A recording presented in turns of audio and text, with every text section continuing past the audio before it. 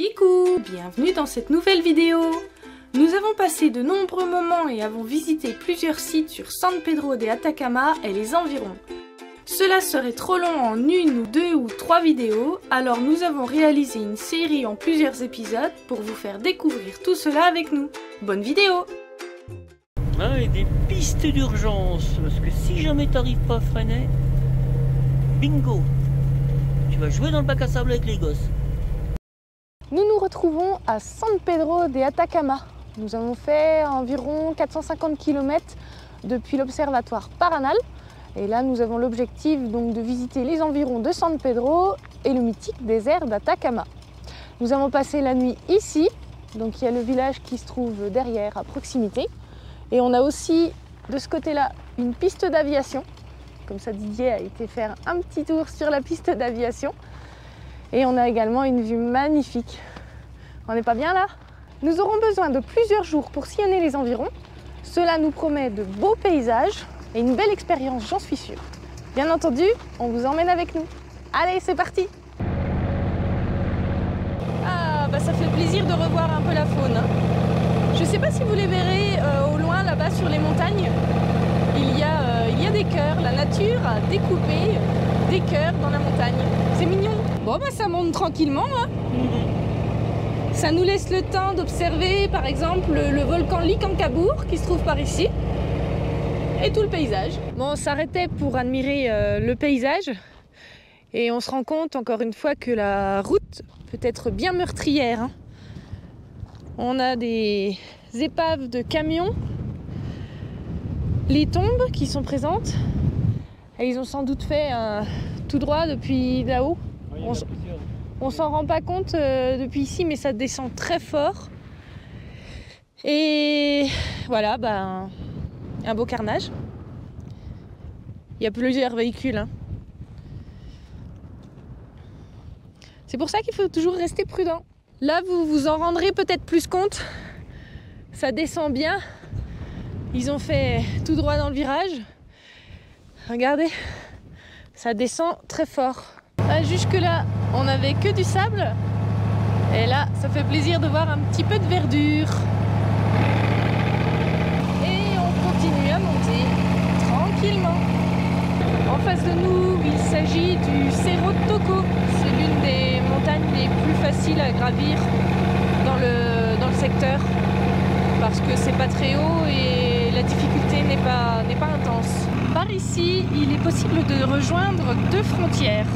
Il y a la frontière pour aller en Bolivie sur la gauche et tout droit, c'est la frontière pour rejoindre l'Argentine. Et nous, on va aller tout droit. Mais bien entendu, on fera demi-tour avant la frontière. Le but n'est pas de rejoindre l'Argentine, on visite, on fait du tourisme. Et un petit peu plus loin, on fera demi-tour pour revenir sur nos pas. La Bolivie à gauche et l'Argentine en face.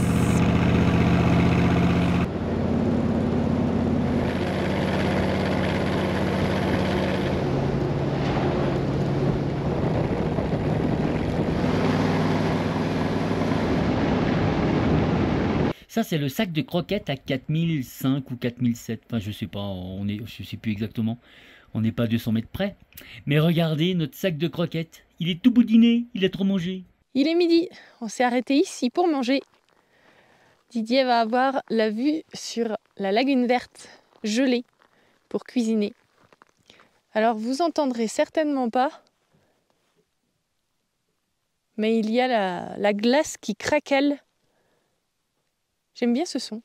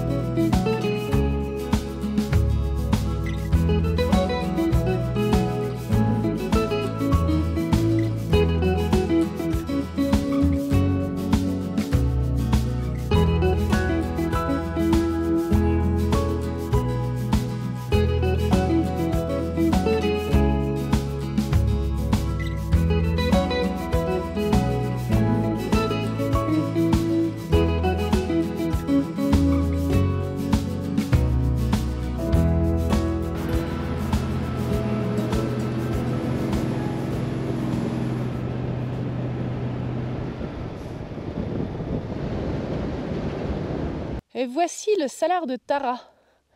On a des nuances de couleurs qui sont vraiment très très jolies. Et un petit peu plus loin, on peut apercevoir la Laguna Negra. On va passer devant tout à l'heure. On aperçoit un peu mieux la Laguna Negra depuis ici. On a pris un petit peu de hauteur. La Laguna Negra, d'un peu plus près, à l'extrémité du salar de Tara.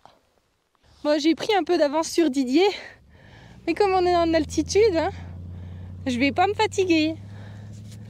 Je fais du stop. S'il vous plaît. Va-t-il s'arrêter?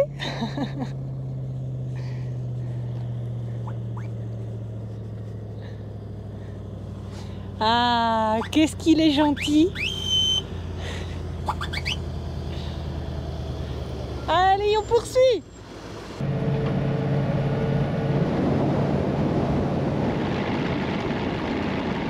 Et voici la lagune Kiskiro. Bon, elle est bien sèche. Après, bon ben, c'est pas surprenant parce que c'est pas la bonne période. Je pense qu'à la belle période, elle doit être vraiment très très jolie parce que tout ça, c'est recouvert d'eau et ça doit vraiment être splendide. Bon après voilà, on peut pas tout avoir, hein. On a déjà beaucoup de chance d'être là et ça vaut le coup d'œil quand même.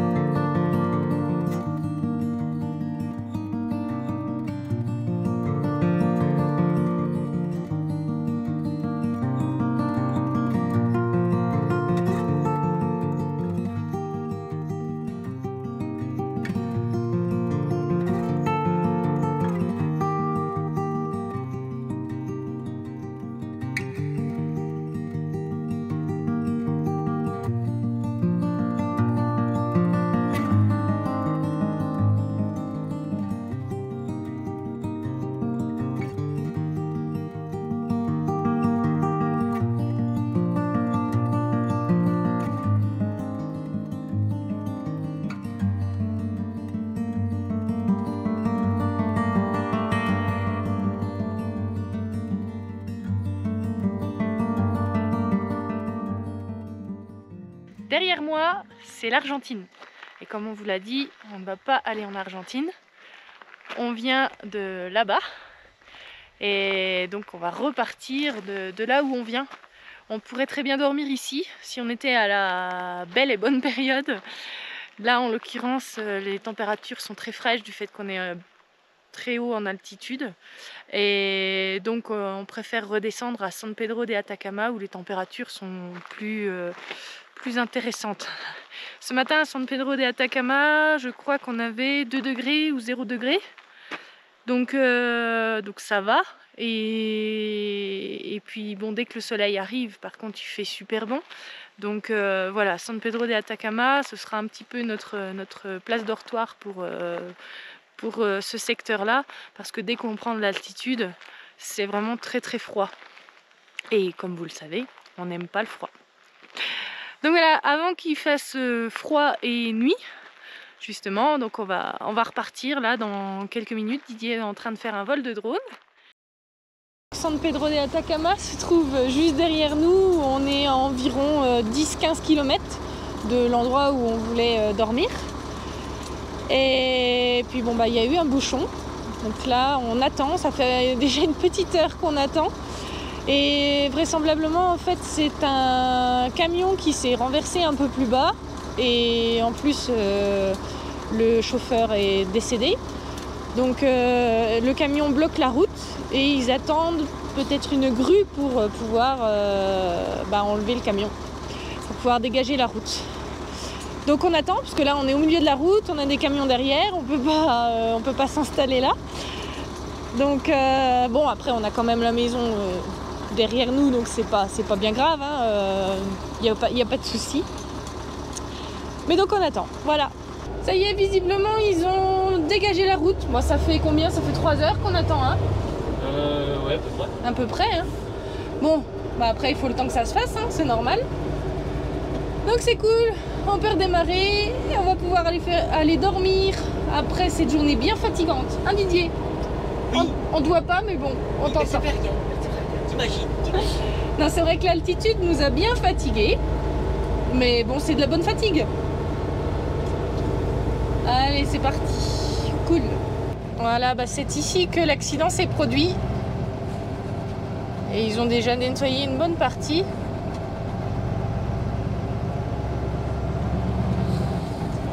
Ah, le voilà. Il reste plus grand chose. Oh la vache. Non, comme dit Didier, il reste plus grand chose. Hein. Oh, l'état du camion.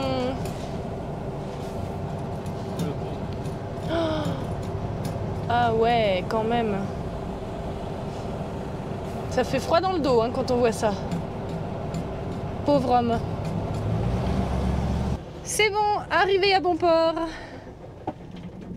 Extinction des feux. Kivili.